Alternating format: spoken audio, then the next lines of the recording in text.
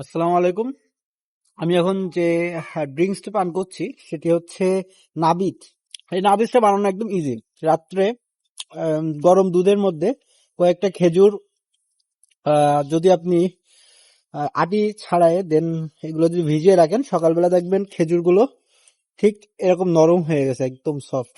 পরে এটা হালকা গুলে দেন আপনি এটা খাইতে পারবেন।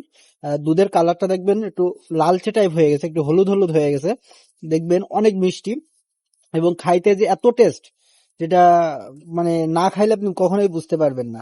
লং টাইম ইয়াং থাকার জন্য এটা খুবই ভালো একটা খাবার, খুবই মিষ্টি, বেশ স্বাদ।